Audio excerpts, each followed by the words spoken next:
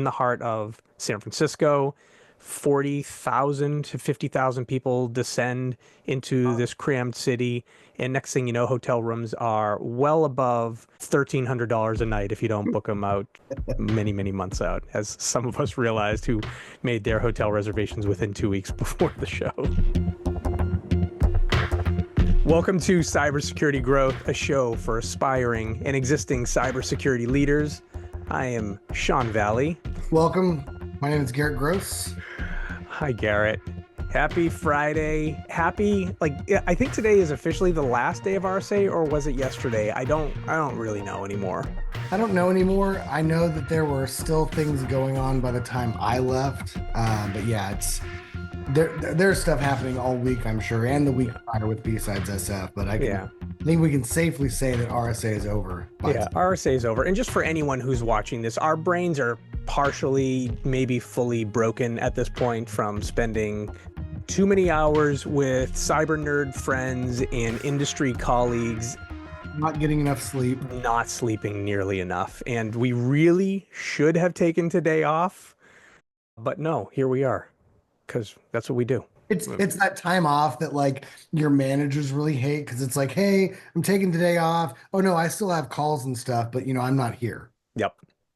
I'm not here today. I actually had a very full calendar today, and I did have to move things. It was too much. It was kind of an overload of coming back, trying to recover a smidge on sleep and maybe a smidge on some emails, things like that. So, and one thing I want to say for folks that aren't familiar with what we're talking about, the annual RSA conference, the RSA security vendor, they hold a conference every year in San Francisco, although I hear rumors that it's moving to Las Vegas, which that would be terrible. As a former Las Vegas local, right? As a former Las Vegas local. And I mean, more so like I have to visit Las Vegas every year for DEF CON anyway, so this would just be another Vegas trip that I have to take. But anyway, it's the annual RSA conference held in San Francisco at the Moscone Center. If anyone's ever been to a conference in San Francisco, that's probably where you were at. And it's, I'd love your perspective on this, Sean. It's more of a business of security conference. Yeah. All right, we'll get into it because we have a whole an agenda. That was a hell of a tease is what that was. That was a hell of a tease. Today's agenda, we have the hot topic of the week, as Garrett was just talking about, the RSAC, the RSA Conference. We've tried to link today's show, RSA Recap, Insights, Trends, and Straight Talk from the Expo Floor and events around town. It sounds to me like things where we spent most of our time, so it'll be good to get into it. Garrett, before we go deep into this, I need to ask you, because you're wearing something I have not seen before, so I'm very curious to learn a little bit about this ensemble. So, Garrett, will you let me know and let our viewers know who are you wearing today? Well, thank the flying spaghetti monster that RSA happened, because I was running out of things to wear on this show. I was having to tap into the archives of old hacker shirts. But today I'm wearing Tailscale, and for anyone who's joining us new, this is not an endorsement or a sponsored thing. This is just Sean and I just talking. Tailscale offers a pretty cool software-defined network type VPN experience, and they have an open source version that you can use and experiment with. And obviously it's not going to have a bunch of creature comforts. You're probably going to have to do a lot of the instrumentation yourself. But then they also have a commercial version, which of course is going to do a lot of the fancy UI and saving profiles and stuff like that. But it's just another way to securely connect from site to site without the annoyance of site to site VPNs that we're all familiar with. I haven't used their stuff, and I have not looked into them before, so they're new to me. So I'm guessing they're relatively new in the space, or they're just someone who I've just not been, for whatever reason, paying attention, because I've been stuck in the legacy VPN mindset for years. Yeah, and again, it's a testament to me not sponsoring, or us not sponsoring them. I don't know. Okay, we'll learn more. Their offering has been around for a little bit, and then their commercial offering, I'm guessing, is pretty new. They had a small booth at RSA. There's something always fun about like the technical people who are looking for solutions, and they realize, oh, there's an open source version. I'm hands-on technical. Let me go grab the free open source version so I can start building with it, and then find out, oh, they also have a commercial offering, which is sometimes it's really cool because you can build it and experiment and research. And maybe if you really want, you can, in your own company, roll it in production. But in many cases, you do all that experimenting, and then you realize, all right, let me call them in and get a license and Right. and bring in their professional service people to help me with the implementation. So I love the approach of the free open source version and then the commercialized supported Well, versions. That's cool. that was Alien Vault. Alien Vault was an open source sim at first, and then they built a commercial offering which included, threat intelligence feed on top of that. So yeah, I'm Nice. all about that strategy as well. Very nice. All right. Well, thank you, Garrett. And Sean, I seem to recognize this Yeah. designer that Hmm. you're wearing, but why don't you tell us about who you're featuring on the red carpet today?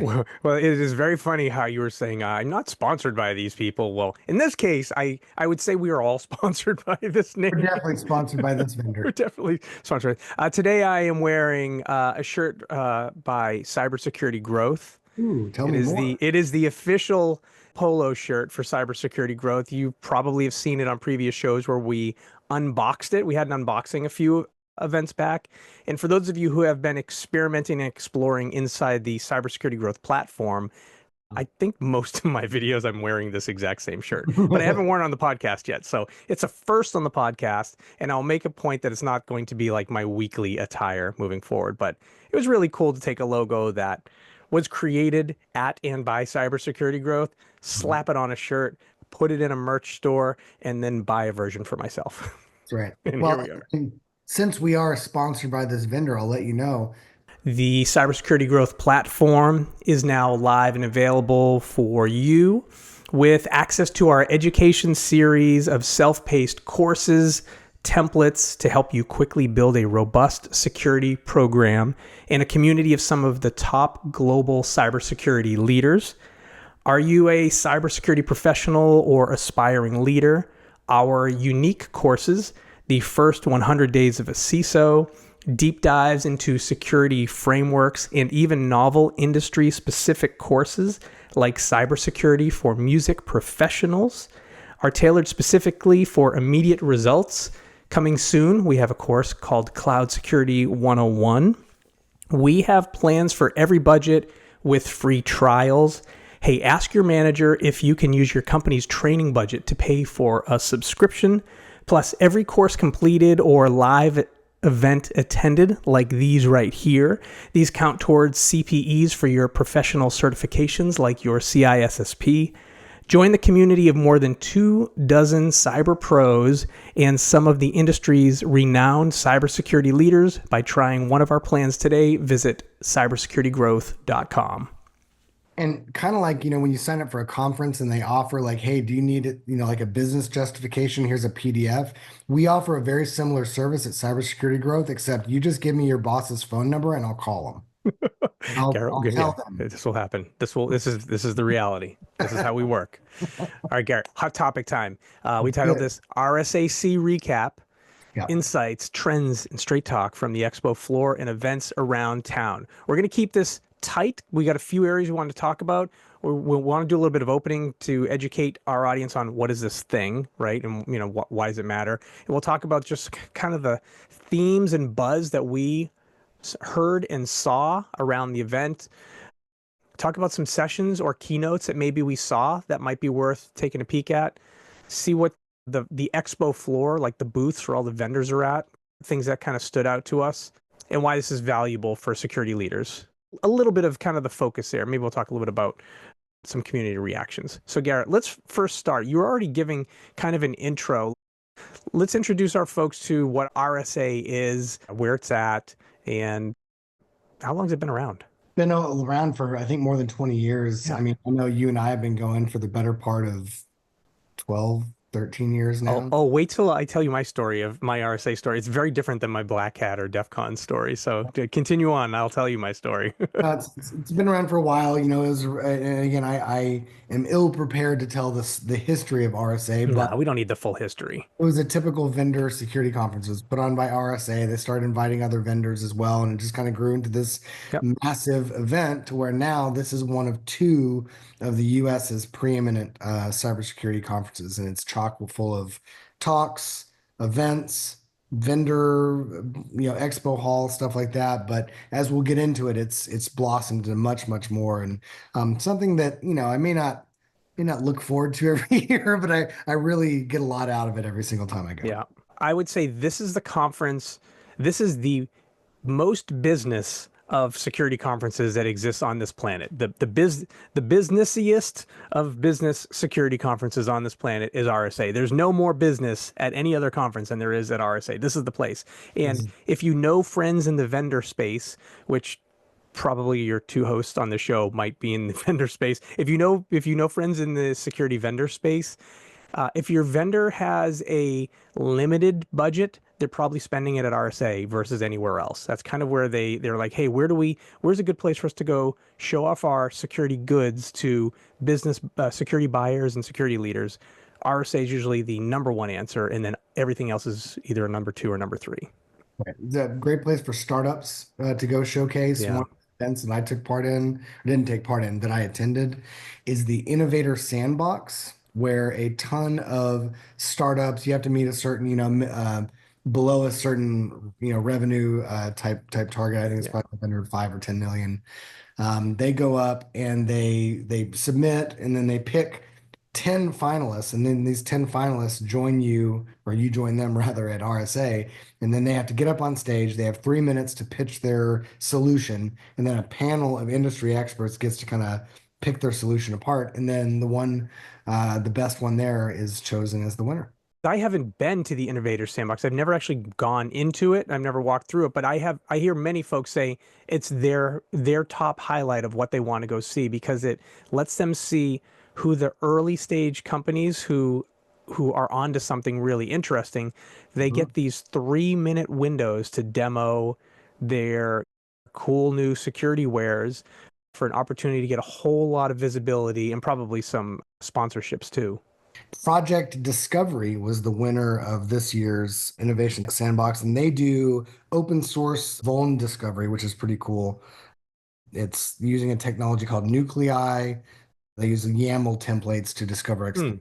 It's, kind of getting away from the signature-based recognition, and actually, I probably, as with every single vendor up there, uses AI to understand what the exploitability is. I'll have So, to take a peek in that. Both of us have worked in the vulnerability management space as implementers, operators, and at companies that are in the vulnerability management space. It'd be super interesting to say, hey, 20 plus years after the inception of vulnerability management, people are still innovating and innovating to the point where people want to award you the top prize. I am extremely curious to learn more about these guys. well, think about it, Sean. With the National Vulnerability Database going dark, what do you do if you Yeah, can't have what? kind of like scoring, quantification, reference signatures of vulnerabilities? You do pen testing and you try to exploit the vulns Hmm. or discover the vulns the old-fashioned way, but of course that takes forever. So I think one of the hot new things is using AI to kind of shortcut that. Yep. Okay, one more thing on the opening of RSA. It is like you would expect any type of business conference. Lots of talks, lots of expert talks, multiple tracks, and you need to figure out which ones you want to go to because there's more things than time. And then a massive expo floor of demos. And we'll get into the expo floor in a little bit of detail in just a couple more minutes, but it's that typical conference. And then there are, companies who sponsor events that are unofficial or on-site and off-site. So that's what RSA is if you're not familiar. And again, in the heart of San Francisco, 40,000 to 50,000 people descend into this crammed city. And next thing you know, hotel rooms are well above $1,300 a night if you don't book them out many, many months out, as some of us realized who made their hotel reservations within 2 weeks before the show. Uh-huh. Okay, hot themes and industry buzz. None of us will be surprised to hear AI was literally on every billboard, every piece of artwork, every company's slogans, every pitch, every booth, every talk Yes. ad nauseum. And we knew going in that that would be the case, and it was the case. It's just every solution that you've known forever has an AI capability. We were seeing this, we were seeing this at Black Hat last year, but now this year it's 100% everywhere. Everyone's got their at least version 1 of their AI solution, if not already at version 2. That was AI to me that's the number one thing to talk about. Even though, to be honest, I don't want to, but it's the number one thing to talk about because it's what everyone's talking about on Earth, and no doubt that was a leader here. If AI wasn't a part of a pitch, you're wondering why. Why? Right. And in some cases I would love to not hear AI in the pitch, but then I would be thinking, wait, huh? How if you ain't modern if you ain't AI. That's kind of the feel right now. Right. So what I had seen, and I've seen this over the last 6 to 12 months, your security platforms, security tools, security vendors that you're aware of have taken their well-known solutions that are out in industry and they've added new capabilities on top of them, leveraging AI. In a lot of cases, it is allowing you to maybe get outputs of their solutions using natural language, just typing in English. Of if you are a ChatGPT user, you know what I'm talking about. Just typing in plain English what you want, but the AI components are overlaid onto your known vendors' products, allowing you to get results in plain English without maybe not having to know their super rich query language, or not having to know or navigate their user interface to find out where capabilities and reports are. That's one of the things I saw kind of repeatedly across companies and tools. I think one of the most compelling use cases for AI and security for me is not something that I saw for the first time at RSA, but you're seeing a lot more of it, which is using AI in correlation of events. So, like you're running a sim or something, we've built, and I was in the sim space for a very long time. We've built an industry around signature detection and, Right. correlation rules. But we've known this for years, right? Do you think about like the antivirus tools, right? They were all signature-based antivirus tools, and then we started to learn more about making them more heuristics-based, we stopped calling them antivirus. We first called them next-gen antivirus, and now we call them EDR, XDR. I feel like we've been moving from signatures. It's taken the SIM a long time to move away from signatures in many cases. It took a while for the AV space too.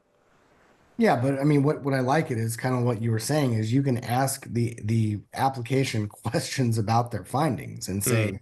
what about this? Or what if we saw this? And what should I look for next? And so it really is kind of taking a lot of the not only tier one, just discovery of events and correlation, but then also some of the analysis pieces. Like you can get a lot more obviously out of AI. So that's probably the most compelling use case that I've seen. One of the most interesting use cases that I did see at RSA was trust and validation. Well, sorry, this is like snake eating its own tail. Using AI for trust and validation of other AI. So you're using AI to say that the thing that chatbot on X website or whatever spits out is actually legit and it's coming from a validated source. So I found that pretty interesting, just in the realm of everyone using generative AI for content and things like that. It's interesting to kind of see a space evolve where you're looking for validation and trust of that information. Nice. I just realized a couple things when we were doing our opening. Garrett, you were talking about how we've both been going to RSA for 12 years, and I said, "Oh, I'll give you my update soon," Exactly. and then I moved on before saying it. I've actually only been to the RSA conference twice. This was only my second time actually going to the conference. I have been to like Dreamforce, which is in the same place, Salesforce's conference, a couple times, and in other events. But as far as RSA goes, only been twice, believe it or not. 2020 and this year were the only times I actually walked through the doors. So 2020 was because that was right before the pandemic hit, and everyone, like, I remember vendors were pulling out, like everyone was freaked out about this new illness happening over on the other side of the Pacific. It was interesting for yeah, sure. it was, and we were feeling it during the show, and many of us were saying, "Wait, do you think they're going to close the airports and we can't go home?" Like there was definitely that conversation in San Francisco saying, "I think we might get stuck here. What do we do? I guess we'll just stay in our hotel until for 2 weeks until the coast is clear, right?" We were all told it was going to be 2 weeks, right? Boy, were we wrong. Oh my goodness. So, Sean, you mentioned that there are a lot of talks going on during RSA, and usually in years past, I would weasel my way into a full conference pass, but this year I kind of went budget, and I just got the Expo Plus pass, which I got to get in the Innovator Sandbox. I had access to the keynotes, but none of the other sessions. Were you able to scope out any sessions that looked interesting? Good topic. I'm glad you brought that up. I didn't go to a single session, and it was kind of belief and mission this year to not go to a session. Not that I don't want to. I remember in previous sessions, there's good research that gets shown off there, and there are people definitely showing good technology. There's no question. There's really good talks that come out of there. Yeah. For me this year, my thought all along was I want to see what's new in industry as a buyer, as a CISO buyer. So I want to spend time learning the tech that's on the floor versus learning techniques in talks. And so, I had kind of a different focus than I had in years past, where I'm not going to sit through sessions to kind of learn these cool new protection or attack techniques. I'm here to do the business, right? So I wanted to talk to vendors, and I actually started working with a new organization last week. So I actually wanted to start learning a little bit more about that organization that I've been working with and maybe have some meetings with their customers. So I took it, this week for me was all about the business and not about the the traditional conference education sitting in a room. So didn't see a single talk. So sadly, I'm not even going to give an update about how any of the talks went because I had friends who were speaking, and initially I was like, yep, I'm definitely going to your talk. And then I realized, no, I'm not. I'm not going to any talks. I've got customer meetings to go to. I got vendors I want to go meet with because some of them are my vendors, and I want to talk about where they're serving me and where I might need some more help. And I want to go talk to a few others that I'm thinking of possibly using in the future. Same, same. I Yeah. was way too busy. I was there on a mission to do several things that I'll probably not disclose, but I had a full schedule and managed to not, I mean, I saw a lot of friends. I got to say, a lot of hellos to a bunch of people I haven't seen in a long time, but I will say I did not have very much fun this trip, but it was a lot of work. So a lot of, it was fulfilling, but I wouldn't your RSA of your when I'm going to an Incubus concert, put on by one of the major vendors or something like that. I was hustling pretty much the whole time. I heard there were two concerts in town, and I did. And for anyone who knows either of us, we are absolute music junkies. If there's an event with live music, we're going to do everything There. we can to muscle our way into that event.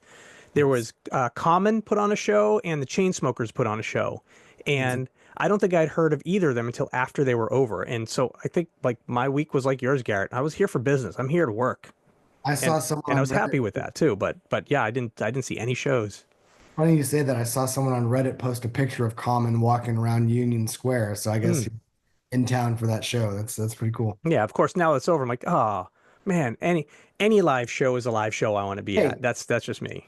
I missed a night at a tiki bar with a fish cover band. And if anyone knows me, like two things that I am absolutely gravitated to. So yeah, it was again, great conference, not a ton of fun, but I got a lot out of it for sure. Let's talk about booth culture or any like standouts on the expo floor. I'm going to tee us up, and Garrett, I'm curious to hear what kind of, based on your perspective, because I think the great thing about us doing a recap, we're giving our recap. We're not recapping all RSA. So you hear anyone else talk about this, they're going to give you their own perspective. But on the vendor floor, if I understand what I heard, there were 322 vendors presenting on the floor. And I forget the exact amount of hours that the vendor floor was open, but it was approximately, 2 business days, 2.5 business days that the vendor floor was open. And I saw some basic math that said if you tried to walk to every vendor because you wanted to see everything that was there, you had approximately 3.4 minutes with every vendor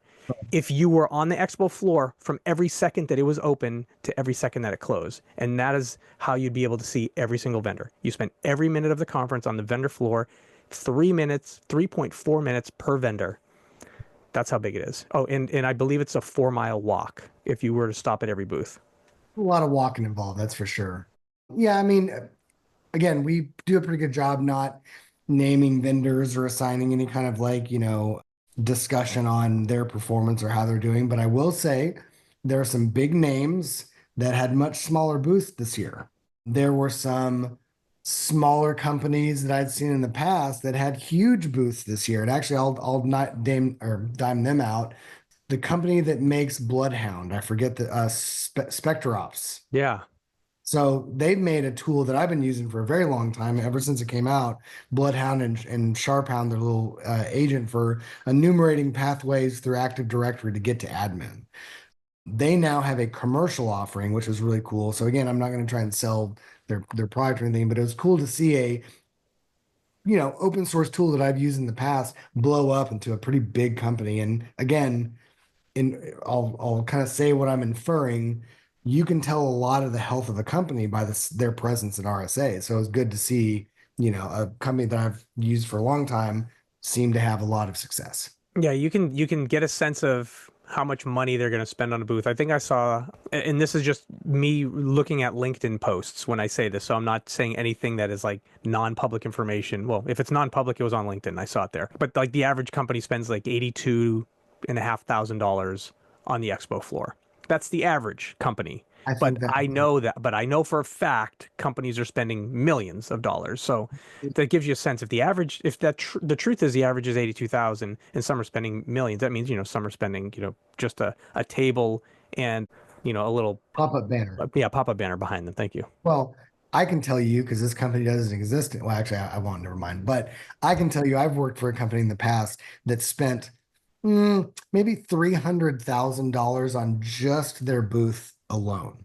And one thing you have to remember is a lot of that is labor costs because it's a union thing as well. But yeah, Yeah, that's so that it is something to see when you walk through the vendor floor, and you notice like there are those with a table and a banner behind them, and then there are those with what's nearly like a city block, like the size of a booth is nearly a city block, and then you go outside the Moscone Center, and that same vendor who has a city block booth inside the vendor floor has somehow rented out a portion of the city, like restaurants and bars, and have white labeled the restaurants and bars after their name and are actually holding private events. I would just say, just Google the Moscone Center area and look for photos, and you will see one company's name plastered all over San Francisco. And they were also had a city booth side. I'll say it's CrowdStrike. It was just absolutely bonkers to see how big their booth was and then how much of the city they leased for this event.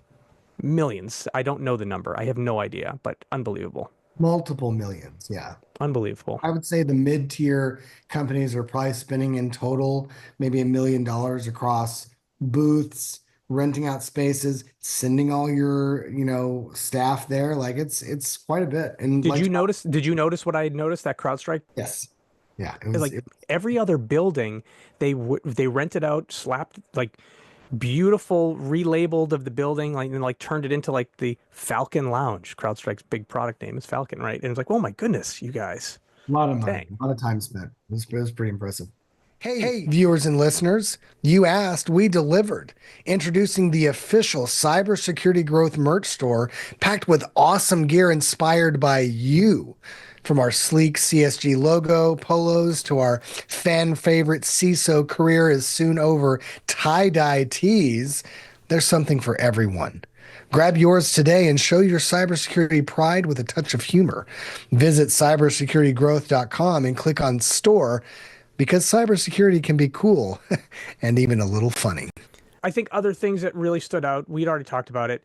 LLMs, Gen AI are being talked about in a lot of places. I think there were a lot of standout booths. I felt like for as big of a conference as it is, as we just kind of gave the scale and size of it, I felt like there were times where it gets a little bit busy on the floor, but not, the whole thing's overwhelming. I should start with that. Everything about the expo floor is overwhelming, like a carnival. To be honest, it's like carnival overwhelming, but you could make your way around without it being so crowded that you couldn't actually walk. It was like just enough space to walk around, not a lot. That was just my take on it. Yeah, I mean, again, I thought it was a typical RSA experience. The first day it was kind of light, and I was kind of worried, like, oh no, is this indicative of like the decline of our industry? Now, it turns That's out right. You said that to me when we were hanging out there. By the way, everybody, Garrett and I did spend human in real time we did. meet space. We had a Yes. meal together, and we have no photograph to prove No that we were photographs to there. prove that we were Not a there. one. This just shows we're traditional, old school security guys. OPSEC, no photos. We were never No here, photos. even though we'll hop on a podcast and tell you. But what I was saying is it seemed real light, but it just turned out that I just showed up a day early. It was a day early, right? The first day, same story. We were together talking about it, but then it was day two. It was like, oh, here it is. Here's all the people. They're all here. That's what I got. I think RSA was a success, typical RSA. Again, if you're interested in the business of security, I think that is the conference to go to. If you're going to learn the latest, exploitation techniques and you want to learn about, I don't know, AI and pen testing, probably not. Save that for Vegas in late July, early August, right? Yeah, I think that's what I've got as well. This is a good recap. I wanted us to do just a quick recap, just initial brain dump of things that stuck out with us. On my wall behind me, we talked about this in the past because Garrett still has this, but I did something during COVID, which was, I don't know why, like when the world was feeling different during COVID, I threw away my 20 years of badges. I said, I don't need no stinking badges. I threw them all away, and I have so much regret for it, all the regret. So now all that hangs behind me is my Black Hat 2024 badge. That's the only one that's there. So the next time we get together, I will raise up the RSA 2025 badge, and we will start anew. Yeah, don't let my wife know that like you did that, because I don't think she understands that that's possible. I've got a collection of badges that is offensively large, and the only reason I'm able to keep them is because they stay in my office, and that's like the one area of the house where I'm allowed to keep all my tchotchkes. All right, we're gonna wrap things up. Yeah, oh yeah, what do you got? That's the last thing that I'll say is I will offer a concession to the world of security and conferences. I am so sorry. I'm so sorry for judging you in the past for going through the expo hall and grabbing the little trinkets. I didn't really understand it. I would make fun of you for doing that. And now I'm that guy. Now I'm the guy who's like, oh, a Rubik's Cube keychain? My daughter will love that. Oh, that's it. Oh, a new shirt because I need a new wardrobe. I'll take that. I'll take that. So now I was that guy this year. And again, for all the folks in the past that I would put down upon for that activity, I certainly do apologize. This year I came home with 2 water bottles, but no shirts. I know when we did our Black Hat 2024 recap episode, and ever since then I've been wearing t-shirts because I think I came home with 15 or 20 new shirts, and as well as probably equal amount of socks. This time around, I didn't actually collect much. Honestly, I was in meetings. I was in meetings, like outside of the expo center in meetings for a good portion of it. I'm happy, all was good, but I didn't get a single dang fresh t-shirt this time. So I'm glad you did, because I am that person who loves going booth to booth collecting all the shirts. I'm a big fan of it. Just wasn't happy. What do you do? That's interesting. Can I have a shirt? Thanks. Bye-bye. Okay, bye. Yeah, scan me, whatever. I'm just going to put you on a block list on my email. It's fine. It's not even my real name. Okay, next time we get together, Garrett, why don't we do the Verizon data breach? Yes, definitely. The DBER. Damn, every year I forget what the 4 letters stand for. Data breach investigations report. I got it. We covered the DBER in 2024. We're going to cover the DBER in 2025, which means we both need to read it end to end and do a little summary to walk through it. So I've already read a good portion of it, but I got to wrap it up now that I'm back from RSA. I've been called out on stage as one of those weirdos that reads the entire DBER, and so I'm absolutely ready for that episode. Oh yeah. I'm like curl up on a couch with the blankets that you wear and have a hood on them. Snuggie. Snuggie, yeah. You wrap up on the couch with a nice I have it, but I forgot the name. With a nice Snuggie and a nice warm cup of hot cocoa. and a printed out version of the DBER. That's right. All right, that's what we'll work on next. And if we stay on schedule, it'll be 2 weeks from today. But if you know the two of us, it'll be sometime. It'll be sometime. Okay, folks, thank you for listening. If you want to reach out to us, you know where to find us. You can reach out to us at support@cybersecuritygrowth.com. If you want to sponsor us, you can reach out to sales@cybersecuritygrowth.com. I'm Sean Valley, the creator of the show and the music here on Cybersecurity Growth. You can visit us at cybersecuritygrowth.com. You can get all the shows at cybersecuritygrowth.com/webcasts. You can find us on all the social locations at Cybersecurity Growth. We're most active on LinkedIn and TikTok. Garrett, we're at over 850 followers on TikTok as of today. We're taking over the internet. We're taking over. If you like the show, please tell your friends. If you hate it, tell all of your adversaries. Please like and subscribe and leave a 5-star review wherever you're watching or listening to this. maybe leave a review on Spotify or Apple Podcasts or YouTube. Say something like, great show. I learned something about RSA, so I want to go in 2026. Garrett, you don't do much of the social media, so just wondering, so people can find you, where can people catch you? Yeah, I'll probably be like on the outer periphery of your Expo Floor, your local security conference, trying to grab as many light up lightsabers as I can, and fidget spinners as well. Thank you. It's great. I appreciate that. All right. This week we had our RSA Conference recap. We are generally live on the Cybersecurity Growth platform every other week. I'm not even going to say the times anymore because they change all the time. You can watch our socials or follow us along in the Cybersecurity Growth platform for when we go live next. And we're usually in your pod feeds a few days later. So Garrett, thanks for hanging out. Thanks for giving me your RSA recap. It was amazing seeing each other in person. We get to do this maybe twice a year these days. So we cherish that time. Very good to see you. Yeah. All right. Now I got to figure out how to end this Zoom call because we're doing the show different this week than we've ever done it before, but we're out of here.